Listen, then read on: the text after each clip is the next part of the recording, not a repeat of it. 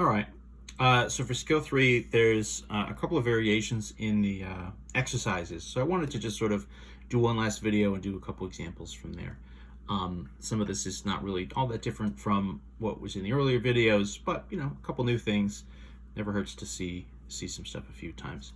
So I wanted to do number 3 first. The idea here is just if we give you the radius, find the diameter, find the circumference, find the area.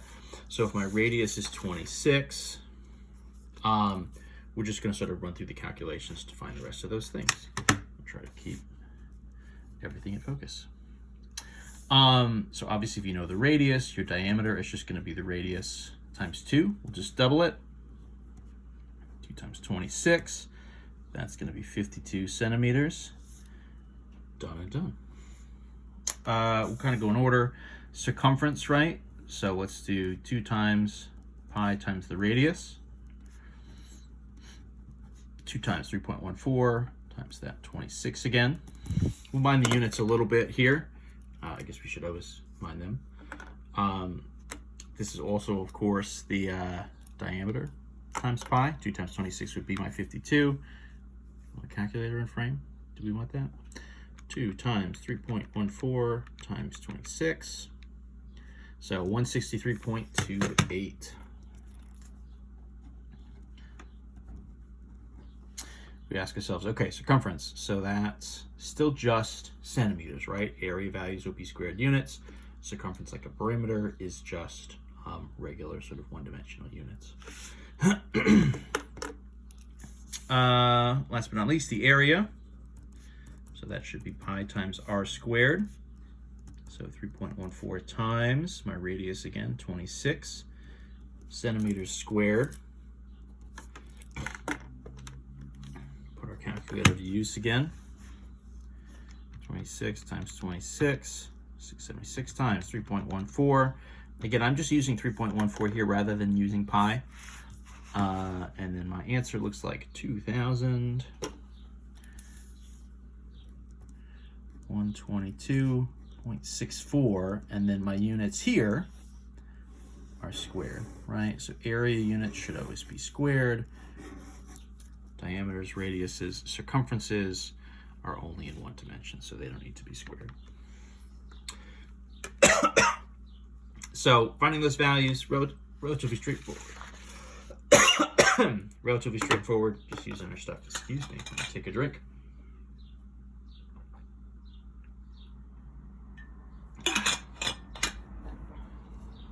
All right, what's next? I'll look at number 7. So this is sort of a crankshaft one. So in our book, we're using a crankshaft as a way to find arc lengths. And this one is sort of spinning it around on its head a little bit. Let's see, I don't really have a great way to have these both in frame at the same time. So the distance between the center and the pin is 3.62 centimeters. So that's our radius. And the pin travels 3.23 centimeters. So what is the angle of rotation? What we're doing here, let me write this stuff down, right? So 7, so the idea here, right, is my radius, we said is 3.62 centimeters, right? Coming out from here.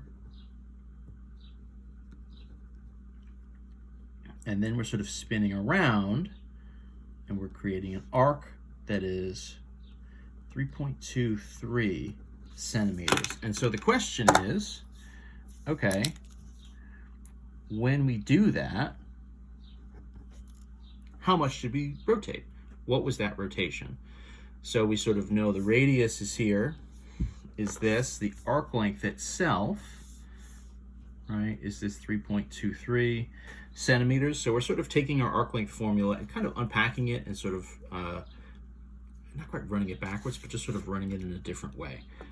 Let's get the formula down and then we'll look at what it would take to sort of unpack it. So the arc length is supposed to be the circumference times the angle over 360 degrees.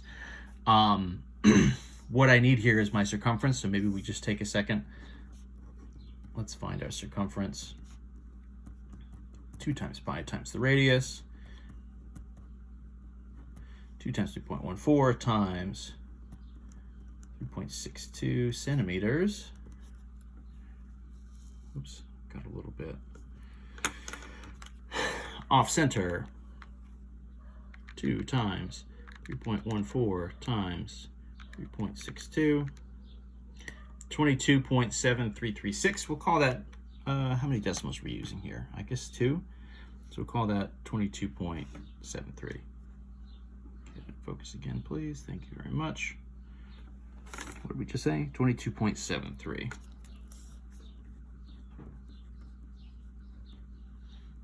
So that's the circumference, right? So that's going to go here. And then the arc length itself, we know, is 3.23.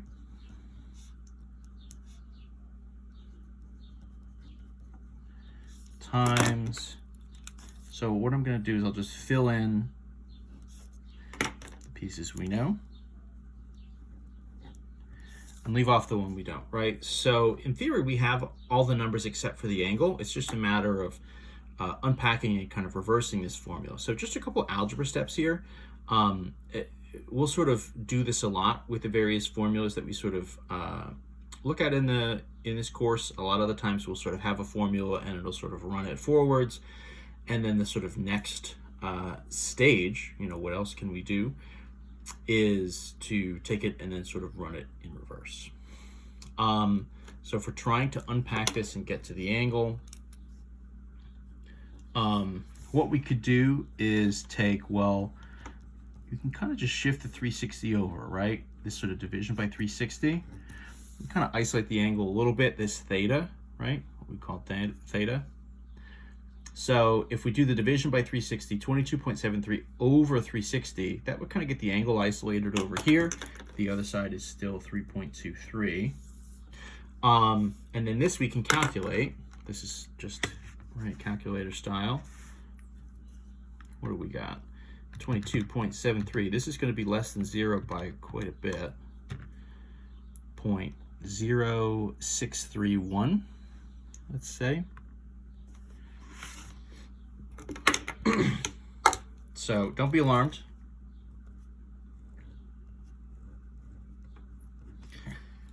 We're expecting a small number there.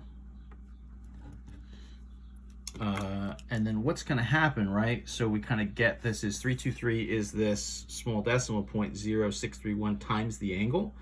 So if I'm trying to unpack this and sort of undo it and get to the angle, well, in theory, what's happening here, I'm multiplying by this value. So to get rid of it and shift it over, I need to do a division, right? So just sort of solving equations 101. Whenever you're trying to move things around in an equation, you can essentially do whatever operation you want. You've got to do the same thing to both sides, and you're going to pick what you want to do based on sort of doing the opposite of what's there. So let's divide by 0.0631. If I divide by a small decimal,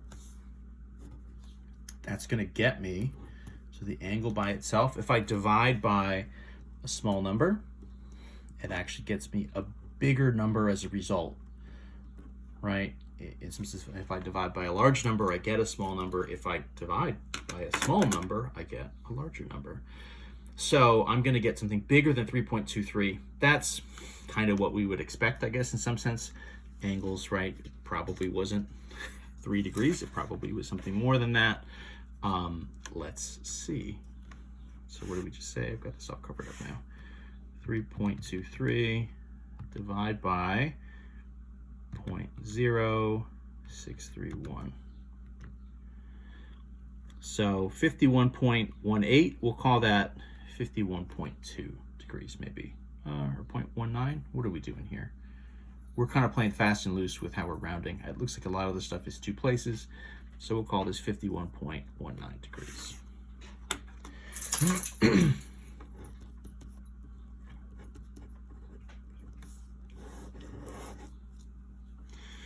And so that's the angle that we've rotated through. Pretty cool, right? Just sort of unpacking this and running it in reverse. I'll pause there. I'm going to do 2 more examples, but we'll do it in the next video, so we're not loading this one up too much.